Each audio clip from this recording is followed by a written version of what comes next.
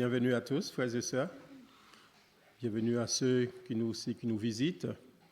Soyez bénis de la part du Seigneur et aussi tous ceux qui nous suivent en vidéo. Donc, que le Seigneur vous bénisse et que nous puissions passer un bon culte, un culte qui plaît à notre Seigneur. Amen. Voilà, nous pouvons chanter pour commencer cette réunion. Nous pouvons chanter par ce cœur, ce cantique. Rendons gloire à Dieu, notre Père. C'est à lui que nous voulons rendre gloire ce matin. Amen.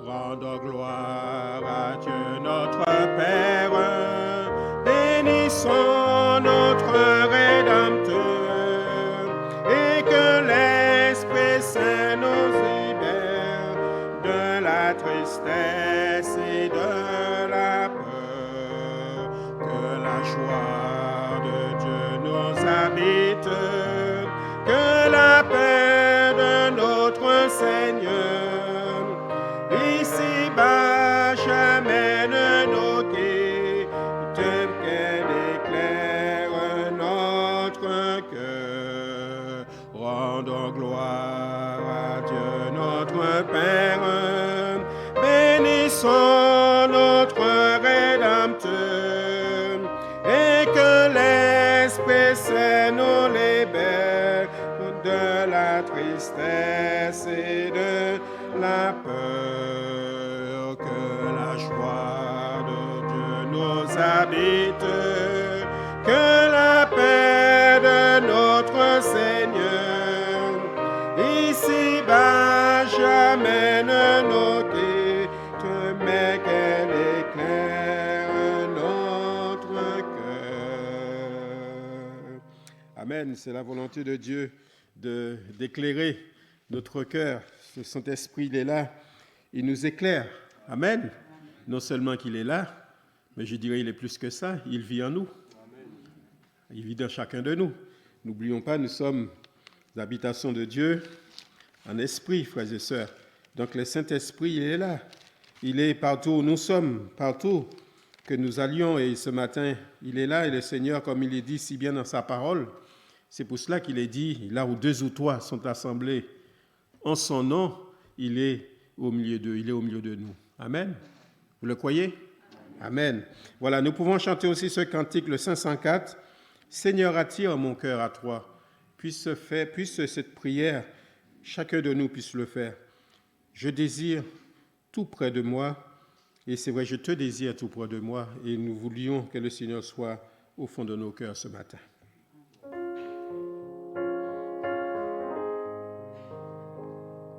Seigneur, attire mon cœur à toi. Je te désire trop près de moi.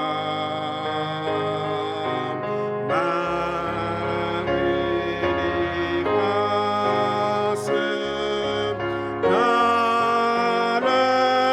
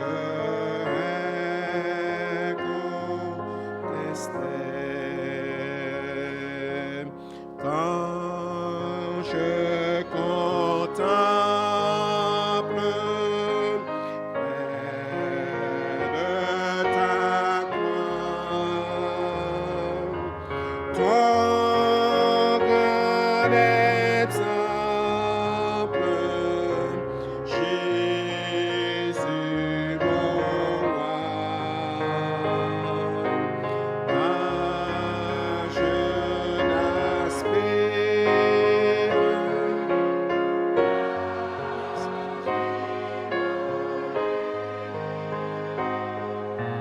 tâche désire te ressembler. Tâche désire te ressembler. Propre, je m'hélas pour t'obéir. Comme je m'avance pour te servir, mais sous ton aile, loin du péché, Sauveur fidèle, tiens-moi caché. Sauveur fidèle, tiens-moi caché. Amen. Tiens-moi caché. Que le Seigneur puisse nous tenir cachés entre ses mains, dans ses ailes. Vraiment que nous soyons protégés, et nous le sommes, frères et sœurs. Nous voulions aussi faire monter vers notre Seigneur ce chant. Les cieux proclament la gloire du ressuscité, mais nous aussi nous proclamons la gloire du ressuscité. Amen.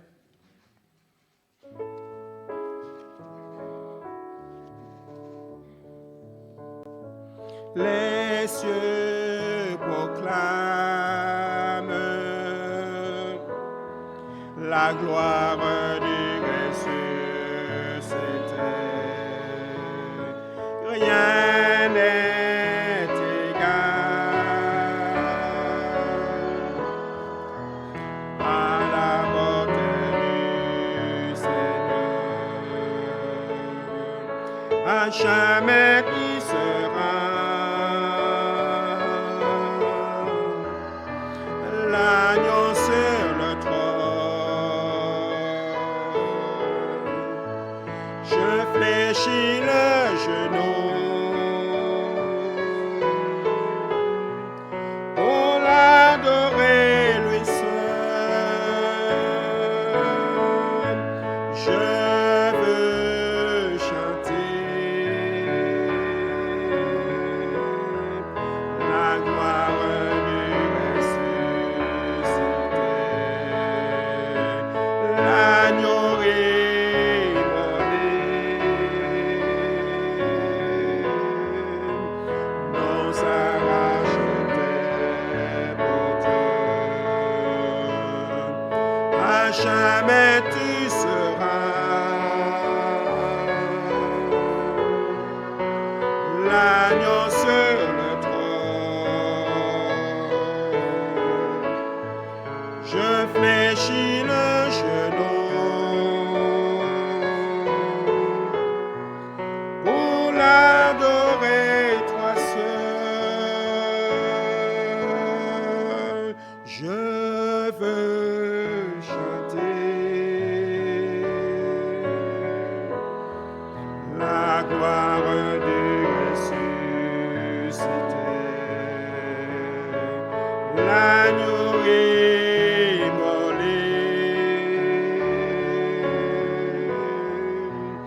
nous a rachetés pour Dieu. À jamais tu seras l'agneau sur le trône. Je fléchis le genou pour t'adorer, toi seul.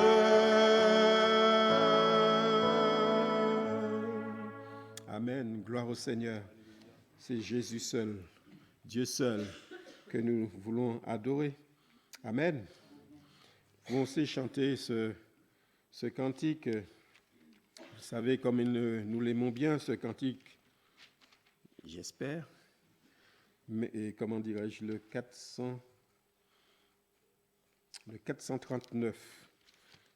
J'ai écrit, j'ai les notes devant moi, mais j'ai du mal quand même à lire. Oui. Le 439 qui dit « Mon Sauveur même, quel ferme appui pour ma foi ». Ça, c'est une conviction, une assurance de savoir que Jésus nous aime. En retour, est-ce que nous aimons notre Seigneur? Est-ce que nous l'aimons à 100%, de tout notre cœur, comme dit la parole de Dieu, de toute notre force, que nous devons aimer Dieu? Nous ne devons pas laisser un pourcentage pour autre chose, mais tout notre amour doit être pour notre Seigneur. Amen.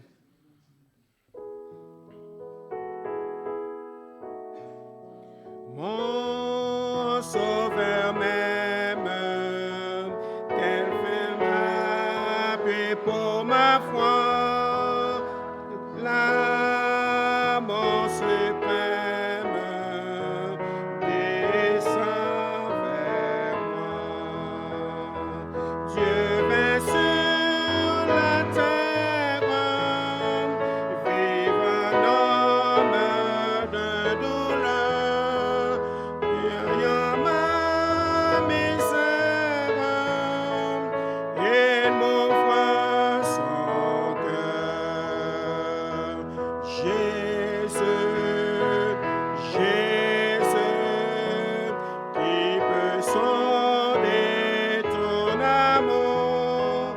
Jésus, Jésus, je t'aime en retour. Mon Sauveur m'aime, malgré mon indignité.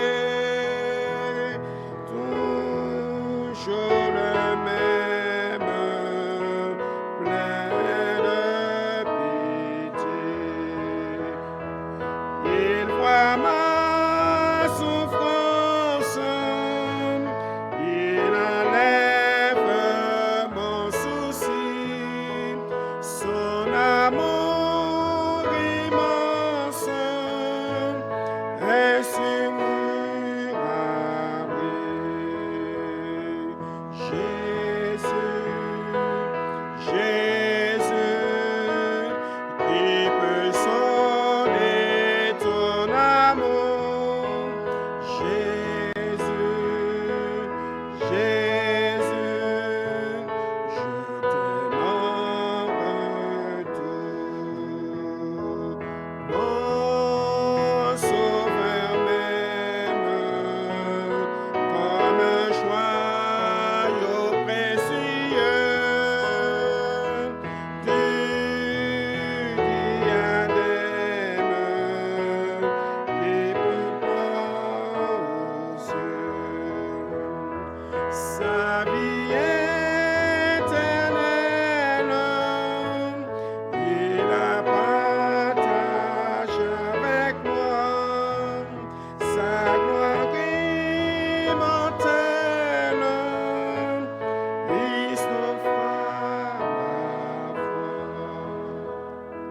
Jésus, Jésus, qui peut sonder ton amour.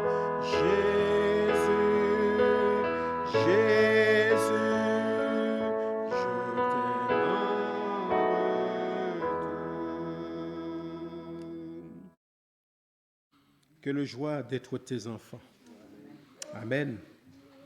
Et vers toi, nos cœurs s'élèvent en réponse à ton amour, notre Père. Gloire au Seigneur. Notre Père, notre Père, quel choix d'être tes enfants, notre Père, et vers toi nos cœurs s'élèvent en réponse à ton amour, notre Père, notre Père. Seigneur Jésus, Seigneur Jésus, sur la croix tu nous as sauvés, Seigneur Jésus, et vers toi nos cœurs s'élèvent en réponse à ton amour, Seigneur Jésus, Seigneur Jésus, Dieu tout-puissant, Dieu tout-puissant, que ton esprit nous anime, Dieu tout-puissant, et vers toi nos cœurs s'élèvent en réponse à ton amour, Dieu tout-puissant, Dieu tout-puissant,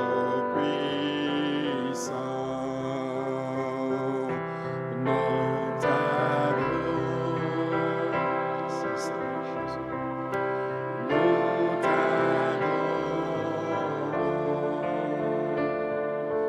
dans ta sainteté, ta gloire, nous t'adorons, et vers toi nos cœurs s'élèvent en réponse à ton amour, nous t'adorons, nous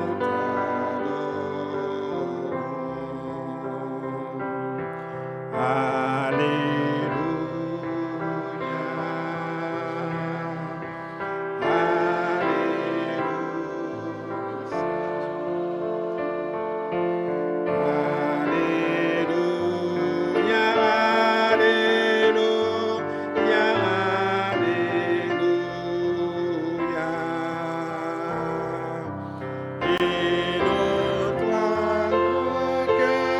S'élève en réponse à ton amour.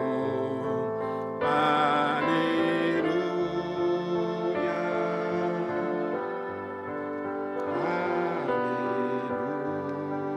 Alléluia. Gloire à Dieu. Gloire au Seigneur. Nos cœurs s'élèvent vers notre Seigneur. Vous savez, frères et sœurs, dans ces moments d'adoration et de louange, le Seigneur se plaît. Dieu est là. Le Saint-Esprit est là. Et c'est vrai, quand nous le sentons, la présence de Dieu dans nos cœurs, dans nos vies, alors nous oublions tout autour de nous. Tout s'efface autour de nous, mais que nous entrons dans cette dimension de l'adoration, de la louange. C'est cela que le Saint-Esprit veut nous amener à faire. Amen. Gloire au Seigneur. J'ai choisi ce cantique rédempteur du monde parce que c'est vrai, ça met en valeur, je vais dire, ça souligne tout ce que le Seigneur a fait pour nous. Nous voulons dire merci, Père, d'avoir donné Jésus pour ton Fils et d'envoyer ta lumière, la lumière par le Saint-Esprit, parce que nous étions dans les ténèbres. Ceux qui ne sont pas avec Jésus sont dans les ténèbres, frères et sœurs. Donc Jésus est la lumière. Donc nous sommes la lumière ce matin. Amen.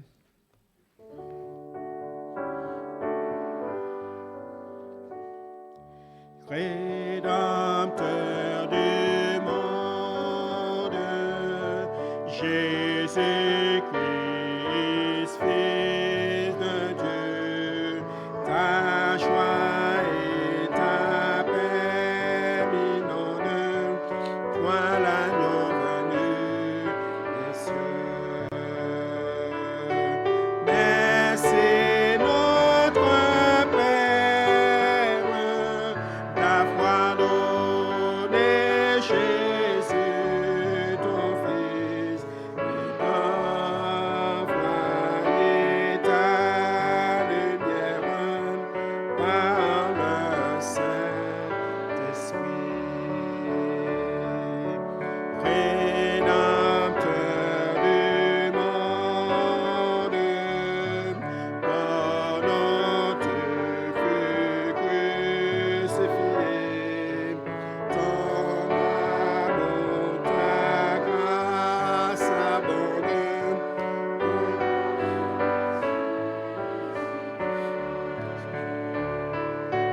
Merci notre Père d'avoir donné Jésus ton Fils et d'envoyer ta lumière par le Saint-Esprit. Un jour dans la gloire, je verrai ta face, je vivrai sous ton regard, sauvé par ta grâce. Merci notre Père d'avoir donné Jésus ton Fils et d'envoyer ta lumière par le Saint-Esprit. Voilà, j'ai envie de reprendre le troisième couplet de Un jour dans la gloire, je verrai ta face, je vivrai sous ton regard, sauvé par ta grâce. Amen.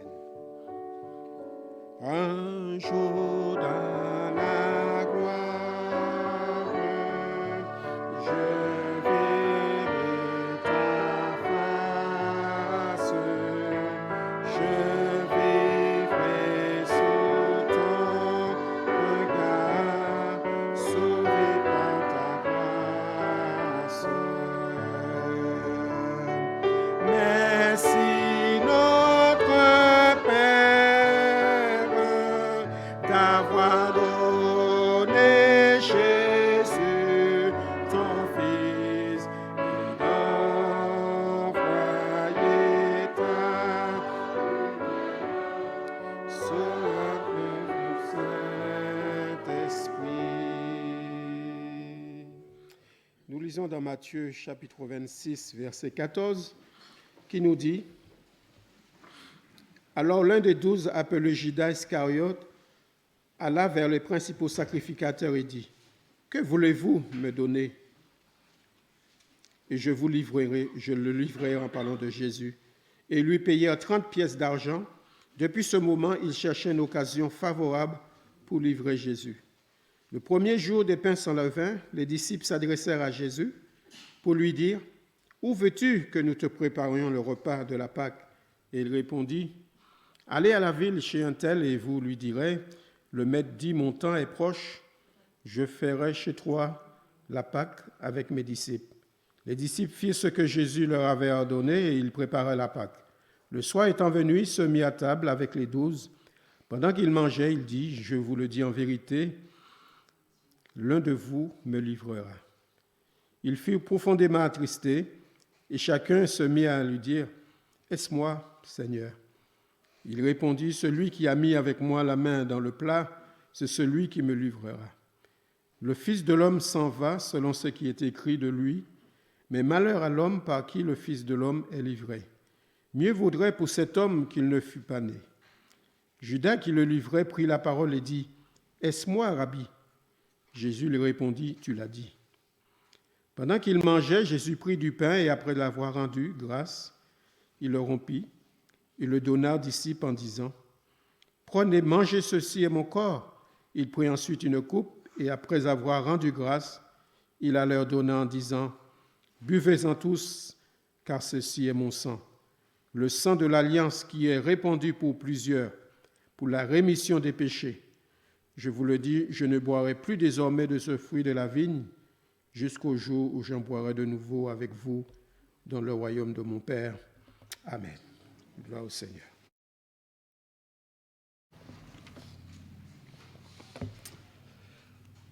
Que le Seigneur soit béni. Prendre la parole après de tels moments. Mais j'aimerais laisser sur votre cœur ce matin ce que le Seigneur a laissé sur le mien pour nous. Et c'est une parole du Seigneur Jésus que nous trouverons dans Matthieu 11, verset 28. Et je crois que rien qu'à la référence de ce verset, nous pouvons savoir de quelle parole il s'agit. Matthieu 11, verset 28.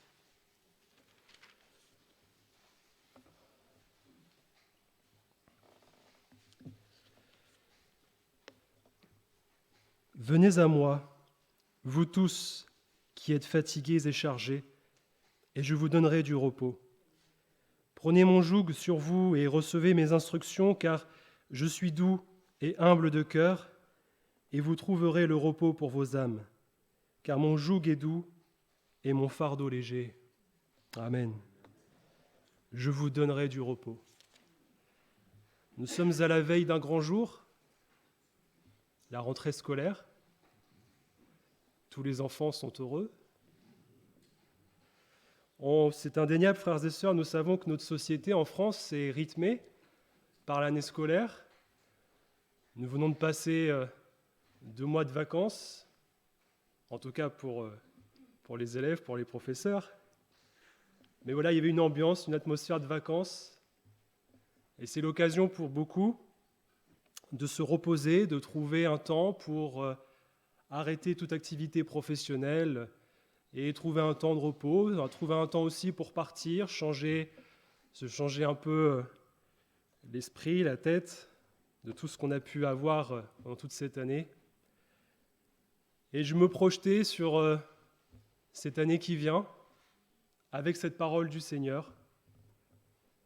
Parce que je crois, et nous le savons tous, frères et sœurs, mais il y a des temps difficiles.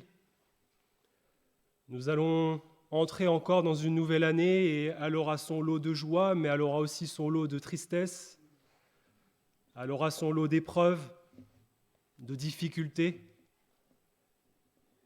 Et soit on regarde ces choses et on s'effondre, soit on reçoit la parole du Seigneur et le Seigneur nous relève.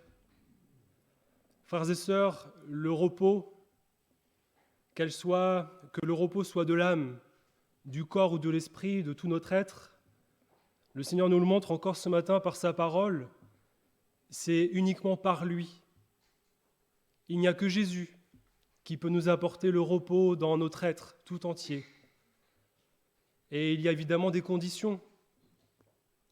Il faut venir à lui, il faut demeurer en Jésus, il faut, on l'a lu ensemble, garder ses instructions, il faut marcher selon sa volonté, et à ces conditions seulement, le repos de notre être sera préservé en Jésus. Le repos, les vacances sont l'occasion pour beaucoup de recharger les batteries. Et moi, je ne fais pas de lien avec mes propres vacances qui se terminent bientôt. C'est vrai que j'aspire au repos depuis 4 mois.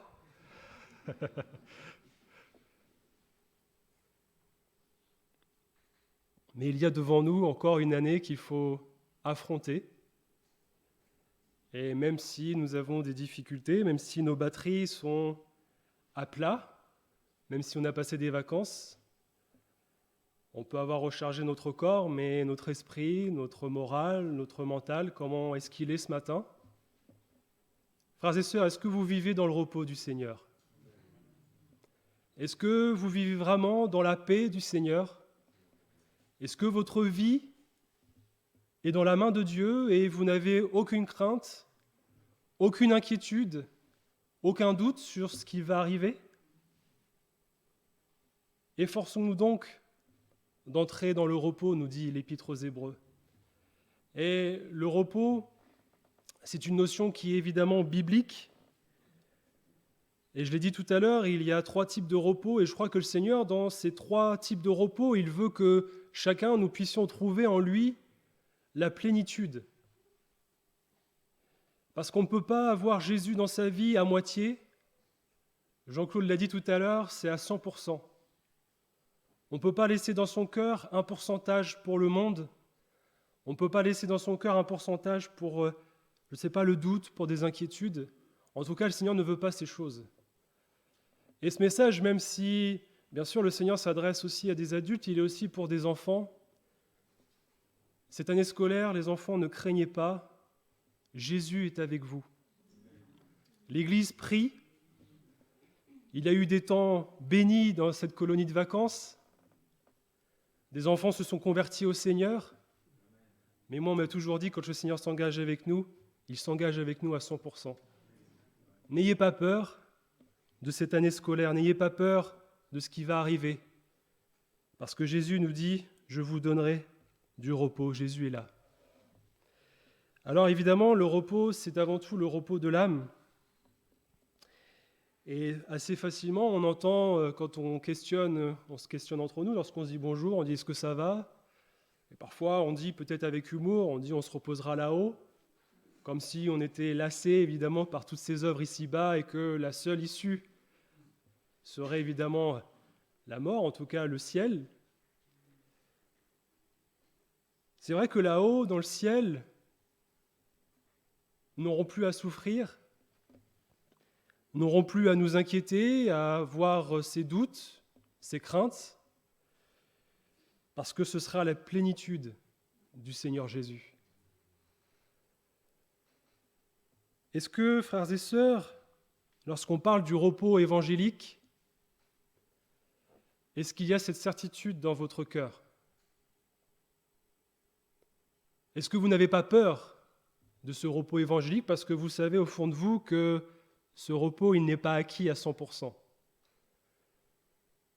Si c'est le cas, n'attendez pas une seule seconde. Aujourd'hui encore, il est possible d'entrer dans le repos du Seigneur. Si vous n'êtes pas au Seigneur Jésus ce matin encore, l'occasion vous est donnée de faire la paix avec le Seigneur Jésus, de vous convertir et d'entrer dans ce repos. Parce que tôt ou tard, que vous le vouliez ou non, le Seigneur a fixé un jour où nous entrerons dans son repos, et bien sûr, ce ne sont que ses enfants qui rentreront dans ce jour.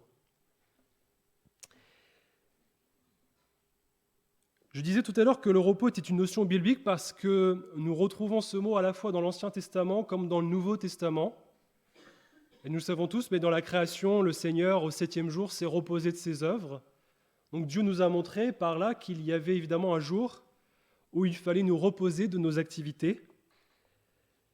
Et je crois qu'il y a derrière cette notion celle de la journée mise à part pour Dieu. Bien sûr, le Seigneur n'est pas contre le fait que l'on se repose parce qu'on est fatigué, parce qu'on a besoin de simplement peut-être dormir un peu plus que 5 heures, 6 heures. Peut-être que le Seigneur n'est pas contre évidemment le fait que nous prenions des vacances. Mais croyez-vous vraiment que derrière ce jour que le Seigneur a mis, le 7e jour, il y a seulement une notion d'arrêt d'activité? On dit parfois que le dimanche est le jour du Seigneur. Parfois avec ironie, parfois avec moquerie même. On dit « Oh, le dimanche, c'est le jour du Seigneur ». Peut-être les inconvertis disent ça. Mais cette journée est vraiment une journée consacrée. Une journée mise à part pour le Seigneur, un jour saint. Alors, oui, nous ne travaillons pas aujourd'hui, mais le dimanche, ce n'est pas un jour où on se contenterait simplement d'arrêter toute activité professionnelle. Mais le Seigneur désire que nous puissions prendre cette journée à part pour mettre toute notre journée à son service. Il désire encore ce matin trouver en chacun de nous des cœurs bien disposés, un cœur d'adorateur, un esprit d'adorateur aussi. Et je crois que le Seigneur est tout à fait en droit de trouver en chacun de nous, de désirer en tout cas ces choses pour sa gloire. Est-ce que le dimanche est pour vous un jour du Seigneur ? Je sais qu'aujourd'hui, maintenant de plus en plus, les dimanches sont des dimanches qui peuvent être travaillés. Alors dans certains secteurs, évidemment, j'ai envie de dire, il n'y a pas le choix. Vous savez qu'il y a l'hôtellerie, la restauration, le commerce. Parfois c'est imposé, mais parfois non. Mais est-ce que pour vous, le dimanche est vraiment un jour que vous voulez consacrer au Seigneur ? Si tel est le cas, vous ferez tout ce que vous pouvez pour que le dimanche, vous soyez aux 2 réunions. Parce que le dimanche est un jour consacré au Seigneur. Oui, il y a une culture en France, c'est la culture catholique qui a fait que ce jour est un jour qui n'est pas travaillé, mais voyez, même dans cela, il y a dans le monde le désir, la volonté de bousculer un peu les choses et de faire en sorte que le dimanche même, vous ne puissiez plus consacrer votre journée au Seigneur, à venir à l'église, à venir aux réunions, à venir louer, adorer le Seigneur, même dans ces petites choses. Frères et sœurs, ce n'est pas des choses qui sont flagrantes, mais je crois que quand on entre dans la vie de l'esprit, on discerne aussi ces choses. Et ce matin, nous l'avons entendu, même dans les projets professionnels, il faut que le Seigneur ait la première place et toute la place. Bien sûr, vous ne faites pas un péché si vous travaillez le dimanche parce que vous n'avez pas le choix, mais tout dépend du cœur. Si vous mettez le dimanche à part parce que vous voulez vous reposer de toute la semaine éreintante que vous avez, bien sûr, cela s'entend. Mais frères et sœurs, le Seigneur veut trouver autre chose dans nos cœurs. Est-ce qu'il y a vraiment ce désir en ce jour saint, de bénir, de louer le Seigneur, de vraiment mettre notre vie entre ses mains et nourrir nos âmes par sa parole, parce que c'est là ce que le Seigneur veut. Ce matin encore, venez à moi et je vous donnerai du repos. C'est la présence de Jésus qui nous donne ce repos. Vous pouvez bien sûr faire tout ce que vous voulez, on peut passer du temps à se reposer, mais vous savez bien que c'est éphémère, que c'est temporaire, il y a un moment où les choses s'arrêtent, il y a un moment où il faut reprendre son activité, mais est-ce que vous rechargez vraiment pleinement vos batteries ? Vous pouvez seulement recharger vos batteries si spirituellement vous les rechargez. Si on nourrit notre âme de la présence du Seigneur, là, nous trouvons le repos. Une fois, j'ai entendu cette image pour représenter la présence de Dieu, parce que c'est vrai, on dit Dieu est partout, omniprésent, et pourtant on chante, on le dit, Dieu est là. Et un frère un jour a eu cette image, et j'ai trouvé cette image assez belle, il expliquait que tout simplement, l'air sur Terre est partout présente, mais il y a des endroits où l'air est plus ou moins présente, où il y a de plus ou moins d'oxygène. Et finalement, la présence de Dieu, c'est un peu cette image aussi. Dieu est partout présent sur terre. Mais il y a des endroits, il y a des lieux où Dieu est, j'ai envie de dire, encore plus présent. Le seul endroit où vous pourrez trouver la bénédiction, c'est lorsque 2 ou 3 sont assemblés en son nom. C'est écrit dans sa parole. C'est là qu'il envoie la bénédiction, c'est là où, lorsque les chrétiens, les enfants de Dieu sont réunis.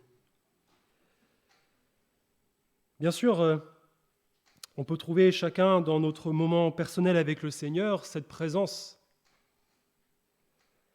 Et chacun dans notre communion avec le Seigneur, nous devons chérir cette présence, nous devons la hâter même. Est-ce que chaque matin, lorsque je me lève, sachant que la journée va être une journée pénible, est-ce que je prends ce temps à part pour recharger mes batteries spirituelles ? Mon corps est reposé parce que j'ai fait une bonne nuit.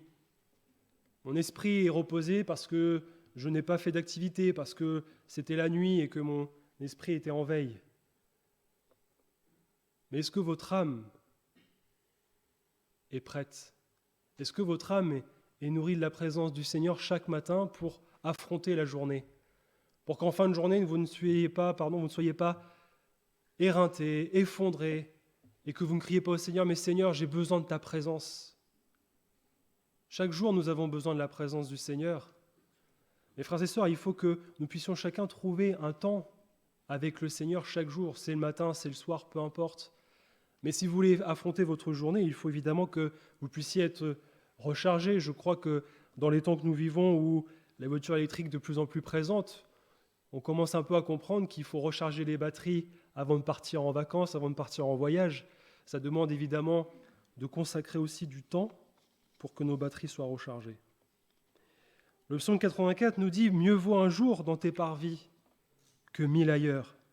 Je préfère me tenir sur le seuil de la maison de mon Dieu plutôt que d'habiter sous les tentes de la méchanceté. » Alors il est vrai que nous sommes des êtres humains, que nous sommes composés d'un corps et que notre corps, en fonction de ce que nous sommes, hommes, femmes, jeunes, moins jeunes, notre physique, notre profession, même toutes ces choses sont des aléas qui font que notre corps, notre physique peut être altéré par ces difficultés qui sont liées à l'âge, qui sont liées, comme je le disais, à la profession. Vous savez, bien sûr, il y a des travaux qui sont physiques. Je sais que, par exemple, lorsque dans la maçonnerie, vous faites une journée dans la maçonnerie, ça demande une bonne nuit de repos, et puis une fois que vous avez fait votre semaine, vous avez besoin de quelques jours de repos. Mais vous savez, le travail aussi derrière des bureaux, c'est la même chose. Le travail derrière un bureau, ce n'est pas quelque chose qui est physique, pareil que la maçonnerie, mais il faut aussi que notre esprit soit reposé. Il faut aussi, à un moment, quand vous passez 8 heures derrière un PC, derrière un ordinateur, quand vous passez 8 heures à gérer des enfants, quand vous passez 8 heures à gérer des personnes, il faut aussi que votre esprit soit reposé, il faut aussi que vous puissiez trouver ce repos. Il est essentiel que chaque semaine, nous puissions avoir un jour de repos. C'est le Seigneur aussi qui nous le montre, je le disais dans la création. Mais au-delà de ce repos, il faut aussi, de la part du Seigneur, que je vous dise qu'il faut avoir cette sagesse dans nos activités. Quelqu'un qui va s'ajouter une surcharge de travail et qui ne va plus avoir le temps de prier, qui ne va plus avoir le temps de lire sa Bible, va s'effondrer. On ne peut pas, frères et sœurs, crier au Seigneur si derrière ou avant même d'avoir crié au Seigneur, on a chargé notre planning de plusieurs activités, qu'on essaye de tout rentrer pour que tout soit casé, pour que nous puissions faire toutes ces choses. Il y a des personnes qui vivent en voulant peut-être vivre une journée de 24 heures, il leur faut une journée de 38 ou de 48 heures pour pouvoir faire toutes ces choses. Il faudrait que la journée dure 2 jours pour pouvoir faire toutes les choses en une journée. Frères et sœurs, le Seigneur aussi nous recommande d'avoir de la sagesse dans nos activités, même dans notre travail. Moi, je préfère, et je sais ce que je dis, je préfère avoir un temps de travail qui me permet de m'occuper de ma famille et qui me permet aussi d'être au service du Seigneur que d'avoir un travail de 70 heures et de ne pas pouvoir être avec ma famille, de ne pas pouvoir servir le Seigneur. Ça, ce sont des choix. Libre à chacun après de faire ce choix. Mais je crois que si vous voulez vraiment vivre une vie aussi avec le Seigneur, il faut laisser la place au Seigneur, et même dans nos activités, dans notre travail. Bien sûr, il y a des activités, ça fluctue. Il y a des périodes qui sont plus ou moins actives, plus ou moins prenantes. Mais si vous avez un travail toute l'année où vous êtes à 120% au travail, et encore une fois, il n'y a plus aucun pourcentage pour le Seigneur. Et soyez pas étonnés après qu'à la fin de l'année ou à un moment donné dans l'année, vous ayez besoin de 3 semaines de vacances, mais que ces 3 semaines de vacances ne suffisent plus. Parce que votre corps est reposé peut-être, mais votre esprit ne l'est pas, ou même votre âme. Pour ça aussi que chaque semaine, il nous faut aussi venir dans la maison du Seigneur, nourrir nos âmes. Parce que c'est comme ça aussi que le Seigneur veut que les choses fonctionnent. Il veut que chaque semaine, nous puissions consacrer cette journée, nous faire du bien, écouter sa parole, mais aussi recevoir l'instruction que nous avons besoin de recevoir. Souvent, on utilise, même dans le service du Seigneur, on utilise ce verset. Tout ce que ta main trouve à faire, fais-le. Mais on oublie 3 mots quand on dit ces choses. Avec ta force. Tout ce que ta main trouve à faire, avec ta force, fais-le. Bien sûr, ça parle du service. Alors, le service, le ministère, le service, les prédicateurs, je pourrais aussi parler là-dessus, mais je crois que le service pour Dieu, il est pour tous les chrétiens. Nous sommes tous des serviteurs de Dieu. Le Seigneur nous dit que nous sommes tous des sacrificateurs pour Dieu son Père. Jésus a fait de nous des sacrificateurs. Alors, parfois, il faut aussi cet équilibre. Je le partageais aussi avec un serviteur de Dieu, mais il disait, voilà, il y a une époque, ils ont été formés comme ça, mais même malade, il disait, même malade, on faisait les choses, même malade, on servait le Seigneur. Et il me disait lui-même, il dit, mais parfois c'est insensé, si malade, on sert le Seigneur, on vient prêcher, même malade, mais si un frère peut nous remplacer.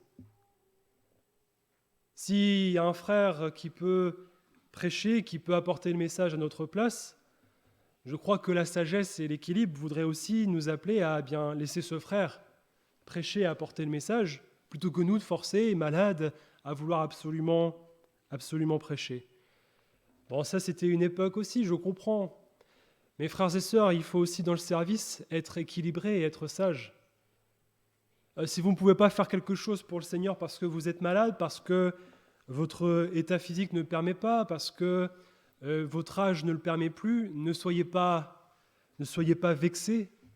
Le Seigneur ne se vexera pas non plus. Il nous le dit dans sa parole, tout ce que ta main trouve à faire avec ta force, fais-le. Le danger, ce serait plutôt d'utiliser ce verset, je dirais à contre-courant. J'ai pas envie de faire les choses, donc je vais dire, bah oui, mais le Seigneur, il a dit que c'était avec la force. Comme j'ai pas envie de le faire, je le fais pas. Bon, vous avez raison de ne pas faire un service si vous n'avez pas envie de le faire. Il faut faire toujours un service pour le Seigneur avec joie. Mais j'ai envie de vous dire, le Seigneur n'aime pas les feignants non plus. Le Seigneur, il n'aime pas ceux qui, entre guillemets, se la coulent douce. Va vers la fourmi, paresseux. Regarde comment la fourmi travaille. Elle prend le temps, en été, elle récolte sa moisson pour passer l'hiver. Ne soyez pas comme une cigale. Ne chantez pas, ne dansez pas l'été. Ne vagabondez pas l'été, même dans votre âme. Et puis l'hiver vient, et vous n'avez plus cette nourriture. L'hiver vient, les temps difficiles viennent, et puis on n'arrive plus à trouver les ressources dont nous avons besoin pour pouvoir affronter l'hiver. Va vers la fourmi. Regarde, elle passe du temps à l'été, à nourrir aussi, à prendre le temps de récolter des ressources. L'été, c'est l'occasion pour des chrétiens, évidemment, de prendre quelques jours pour aller à une retraite spirituelle. Béni soit Dieu, c'est bien. Mais est-ce que vous allez à la retraite spirituelle pour recharger les batteries ou est-ce que vous allez à la retraite spirituelle parce que vous voulez vraiment passer un temps béni dans le Seigneur ? Avec les jeunes, c'est pareil. Est-ce qu'on attend impatiemment le camp de jeunesse pour recharger les batteries ? Est-ce qu'on va attendre une réunion particulière pour se dire à ce moment-là, on va pouvoir recharger les batteries, on va pouvoir repartir avec le Seigneur ? Ou est-ce que vous anticipez les choses ?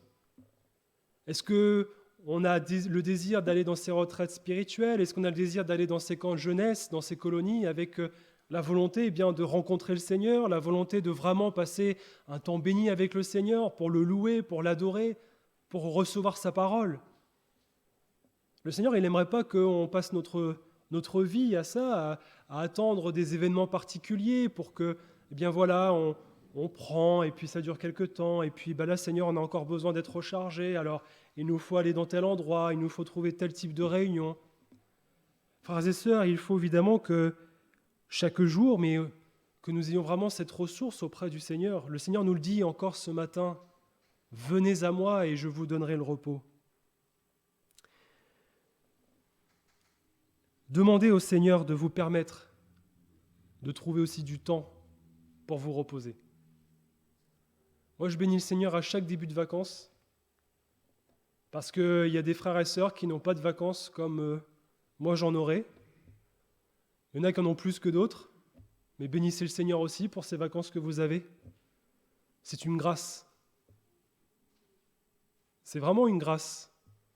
Moi, je connais des personnes qui ont travaillé pendant 1 an, 2 ans sans avoir de vacances. Comment vous faites pour travailler 1 an, 2 ans sans avoir de vacances et toujours garder cette fraîcheur? Alors quand on a des vacances, on dit merci Seigneur pour ces vacances. Parce que le Seigneur nous donne le travail, mais il nous donne aussi les vacances qui vont avec. Pour les jeunes, c'est pareil, il y a évidemment les études. Les vacances durent un peu plus longtemps quand on a des études, mais profitez aussi de vos vacances. Parce qu'après, quand vous serez dans le monde du travail, les vacances seront beaucoup moins présentes. La fatigue physique n'est pas à prendre à la légère. On peut être fatigué pendant un temps, c'est vrai, on peut connaître un petit temps de mou, un petit moment où voilà, on est un peu fatigué. Mais frères et sœurs, il faut aussi veiller à ce que notre fatigue ne dure pas. Parce que la fatigue physique aura forcément des conséquences sur la fatigue spirituelle. Pourquoi? Parce qu'on est fatigué, on prie moins. On va peut-être lire moins sa parole, enfin la parole de Dieu, pardon, lire moins sa Bible. Et puis petit à petit, de jour en jour, on va de moins en moins prier, de moins en moins lire la Bible. Et finalement, c'est notre âme qui n'est plus nourrie, c'est notre esprit qui part.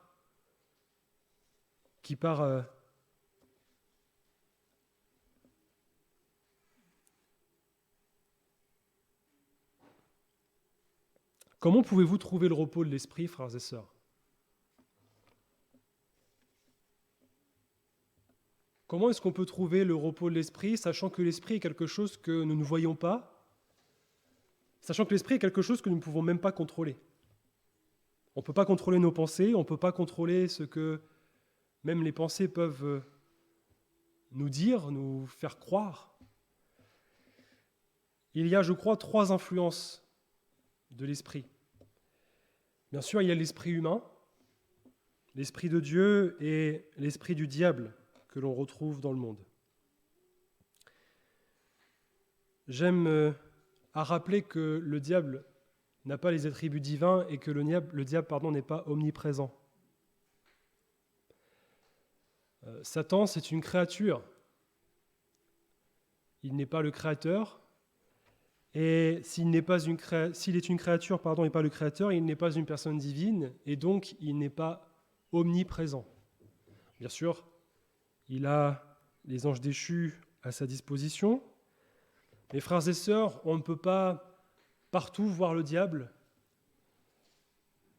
On ne peut pas voir le diable partout, et en même temps, il ne faut pas le voir nulle part. Il faut être vigilant même dans ce que nous regardons dans nos temps de repos. Il faut être vigilant dans ce que nous faisons dans nos temps de repos parce que le diable va profiter de ces moments-là, sachant que notre esprit est en repos, sachant que nous sommes plus en train de veiller. Le diable va en profiter pour s'immiscer dans la brèche. Il va profiter pour mettre quelque chose devant vos yeux, pour mettre une pensée dans vos cœurs. Il va en profiter pour amener une situation qui va vous amener dans la chute. Nos frères et sœurs, même dans les temps de vacances, dans les temps de repos, faites attention à ce que vous regardez, faisons attention à ce que nous écoutons. Parce que si le diable n'est pas partout présent, dans le monde, ce n'est pas l'Esprit de Dieu qui règne, mais c'est l'esprit du diable. Et je ne veux pas voir le diable partout, mais je crois qu'il y a des choses particulières où il faut que le chrétien, la chrétienne ait le discernement pour savoir qu'une chose peut être un piège pour son âme. Même dans un dessin animé. Je le partageais avec des jeunes. Je voyais un dessin animé et c'était pour des 3-4 ans, je crois. Et c'était un taureau qui se posait la question de savoir s'il était mâle ou femelle. Bon, un taureau, c'est un taureau, une vache, c'est une vache. Mais même dans les dessins animés, frères et sœurs, même dans les dessins animés pour les tout-petits, vous avez un esprit qui est derrière, qui va amener les enfants à croire que des choses qui sont interdites par Dieu sont tolérées.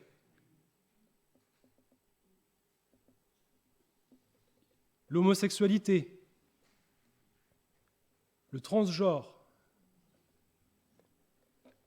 toutes ces choses, le Seigneur les condamne, et pourtant dans le monde, vous avez dans des dessins animés, vous avez dans des BD, vous avez dans des musiques, vous avez dans des films, toutes ces choses, même dans des publicités, toutes ces choses sont mises comme ça devant les yeux des enfants, devant les yeux des adultes. Et frères et sœurs, même si vous prenez un temps pour regarder un film, le Seigneur n'est pas contre le fait qu'on se repose et qu'on se détende et qu'on veuille regarder un film, qu'on veuille écouter une certaine musique, mais n'ayez pas votre esprit en veille. Ayons notre esprit toujours en train de veiller, en train de se demander s'il n'y a pas quelque chose derrière un film, derrière une musique, etc. Cherchez à savoir d'où viennent les choses. Moi, il y a une musique, il n'y a pas longtemps, qu'on entend, évidemment, on n'entend pas dans le monde chrétien, mais qui se chante dans le monde. Et puis, pour moi, qui n'avais pas forcément de danger, etc. Et au fait, on s'est posé la question et on a regardé les paroles. Et finalement, cette parole parle d'une fille qui, elle se dévêtue, etc. Et on se dit, oula, on chante ça de façon festive. Et puis, finalement, derrière cette parole, en espagnol, ça parle d'une fille qui se dévêtit, et puis des hommes qui la regardent, etc. Frères et sœurs, ne chantez pas, ne regardez pas des choses, n'écoutez pas des choses sans chercher à comprendre. Sans être spirituel, c'est même pour notre propre culture. J'ai envie de dire, demain, si vous parlez d'un film, si vous parlez d'une musique, et puis que les inconvertis savent très bien que vous êtes chrétien, ils vont dire, t'écoutes ça, tu regardes ça. Ah mince, je me suis fait piéger, pourquoi est-ce qu'ils me disent ça ? Ah oui, parce que dans cette musique, dans ce film, on parle de ça, on parle du péché. Et là, le témoignage, il est où ? Il suffit d'une parole, il suffit d'un rien pour que votre témoignage soit, entre guillemets, détruit auprès de vos collègues de travail, auprès de votre famille. Alors l'esprit humain, évidemment, on ne peut pas lutter. Il ne faut pas non plus, je disais, voir le diable partout. Et on reste des hommes, on reste des femmes qui, on aime bien aussi se divertir, se détendre. Et le Seigneur n'est pas contre ces choses. Mais quand même, des trois esprits, quel est celui qui restaure nos âmes ? C'est l'Esprit de Dieu. Quand je parle de l'esprit humain, je veux dire, vous pouvez par exemple retrouver la famille, retrouver des amis, passer un temps ensemble. Mais même dans vos amis, même dans vos relations avec les autres, est-ce que ce sont des chrétiens ? Est-ce que ce sont des frères et des sœurs en Christ ? Je crois que vous allez vous faire encore plus de bien si vous êtes avec des frères et sœurs en Christ que si vous êtes avec des amis inconvertis. Je ne dis pas que vos amis inconvertis sont forcément des mauvaises personnes, loin de là. Mais les sujets ne vont pas être les mêmes que si vous avez des chrétiens en face de vous. Moi, j'ai toujours eu du mal à savoir si un chrétien ou une chrétienne avait un meilleur ami qui était inconverti. Bien sûr, le meilleur ami, c'est Jésus. Jésus est votre ami, j'espère, frères et sœurs. Et quand je dis qu'il faut faire attention aussi que... Je ne dis pas que je ne comprends pas, mais quand on est chrétien, on aime les choses de Dieu. Et si votre meilleur ami est un inconverti, ce n'est pas lui qui va vous tirer vers le haut. Ce n'est pas lui qui va vous amener vers le Seigneur. Donc si un jour vous n'êtes pas bien, si votre esprit est travaillé, bien sûr, je disais, l'esprit humain, vous allez vous divertir, vous détendre avec votre ami. Mais ça va durer qu'un temps. Peut-être que si vous parlez avec un frère, avec une sœur, ce frère, cette sœur, sans savoir, va avoir une parole pour vous, réconfortante. Et vous savez, il ne faut pas être comme les amis de Job. Là aussi, des amis chrétiens, c'est bien, mais il ne faut pas que les amis chrétiens se croient spirituels et puis que dès que vous êtes dans une difficulté, ils viennent un peu comme les amis de Job à vous dire « Moi, je vais avoir une parole pour toi, moi, je vais te dire ceci, moi, je vais te dire cela. » Parce que quand on voit l'exemple des amis de Job, ils se croyaient très spirituels, mais le Seigneur les reprend en disant « Mais qu'est-ce que vous avez dit là ? Qu'est-ce que vous racontez ?» Je crois qu'il faut aussi qu'on ait cette sagesse et cet équilibre, frères et sœurs. Quand on va parler à quelqu'un de la part du Seigneur, Je crois que dans 99% des cas, on ne le sait même pas qu'on est inspiré. Il y a des frères et sœurs qui ont pu un jour me parler et qui m'ont parlé librement, naturellement, mais qui m'ont conduit parce que le Seigneur les a utilisés pour me parler. Mes frères et sœurs, ne vous croyez pas ultra spirituels en disant « je vais avoir une parole pour un tel, je vais avoir une parole pour une telle, je vais aller voir telle personne parce que j'ai vu ceci, donc allez, je vais aller l'exhorter, je vais aller l'encourager, je vais dire tiens, le Seigneur te dit que… » Frères et sœurs, on n'a pas besoin de se croire spirituel. Il suffit d'avoir une vie avec le Seigneur, d'avoir une communion avec le Seigneur, et puis le Seigneur naturellement, parce qu'on est habité par le Seigneur, on vit avec le Seigneur, on va avoir une parole qui va réconforter le frère, la sœur. Il va y avoir une parole qui va être amenée au frère et à la sœur, et puis le frère et la sœur, naturellement, va prononcer cette phrase, et celui qui va la recevoir va dire « Mais Seigneur, tu m'as parlé ». Et quand on va même voir cette personne en disant « Tu sais que le Seigneur t'a utilisé », « Ah bon ? Mais pourtant je te dis ça comme ça ». Frères et sœurs, voilà aussi le repos de l'esprit. Le repos de l'esprit, c'est de savoir que lorsque l'on est avec des frères et sœurs, le Seigneur peut à tout moment nous parler. Bien sûr, le Seigneur peut utiliser aussi des inconvertis pour nous parler, mais je crois que le Seigneur utilise aussi des inconvertis, mais il préférait peut-être utiliser des frères et sœurs, avant tout. C'est pour ça qu'il faut vraiment faire attention dans nos relations amicales. Je disais qu'on peut trouver évidemment dans les relations amicales le repos de l'esprit, mais il faut qu'on veille aussi sur ces relations, sur ces rapports. Le repos, beaucoup le voient de manière peut-être superficielle, je dirais. Dans l'ensemble, en fait, on va vivre un peu comme sur un courant alternatif. On va croire qu'on va avoir besoin de repos de temps en temps, quand la fatigue est là, etc. Mais en réalité, ce n'est pas le cas. Vous savez, il faut évidemment que, quand notre esprit peut être assailli par le malin, ça peut arriver aussi, parce que des fois, on peut avoir des attaques, on ne sait pas d'où ça vient, vous avez des cauchemars, vous avez des pensées qui vous viennent et vous ne savez pas d'où ça vient. Ça, frères et sœurs, on ne peut pas non plus se culpabiliser, mais il faut tout de suite trouver dans la prière le repos de l'esprit. Le Seigneur, il veut dans ces moments-là, lorsque l'on est attaqué, lorsqu'il y a des pensées qui nous viennent et qui ne viennent pas de lui, il veut qu'on puisse les combattre. Bien sûr, on ne peut pas empêcher, comme le dit la parole, on ne peut pas empêcher les oiseaux du ciel voler au-dessus de nos têtes, mais on peut par contre les empêcher de faire leur nid dans notre tête.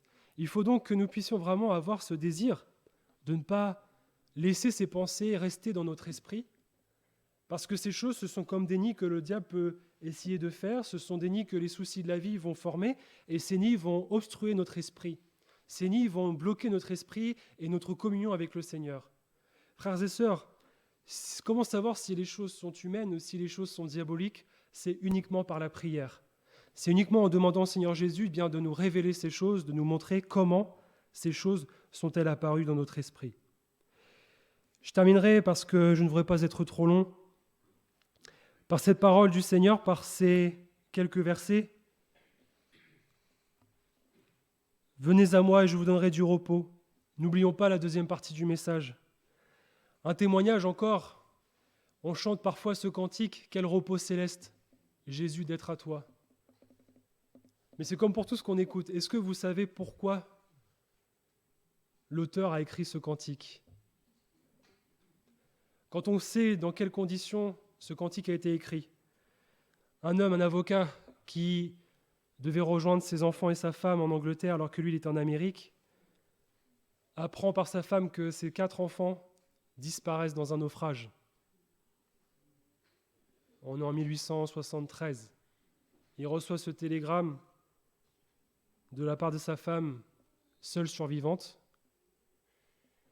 Et dans la foulée, il écrit ce merveilleux cantique « Quel repos céleste, Jésus d'être à toi ». Il l'a écrit en refaisant la traversée, en repassant sur le même endroit où ses enfants sont morts.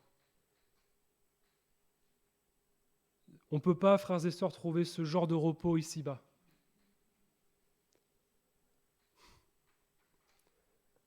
Même si vous traversez une difficulté, une épreuve, il y a toujours le Seigneur Jésus qui est là. Et c'est dans la tranquillité et le repos que sera votre salut. Il n'y a qu'en Jésus que vous pourrez trouver le repos de l'esprit.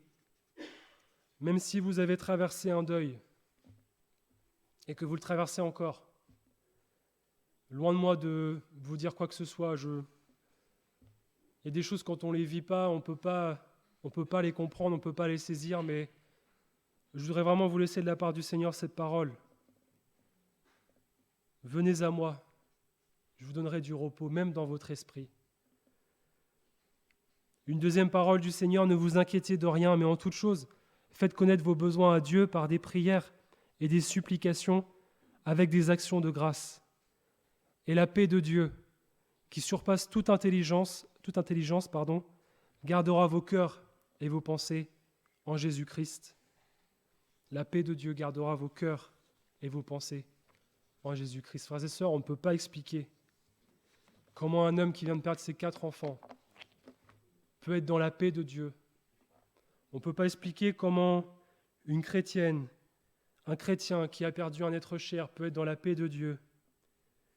On ne peut pas comprendre comment un chrétien, une chrétienne sans travail peut être dans la paix de Dieu.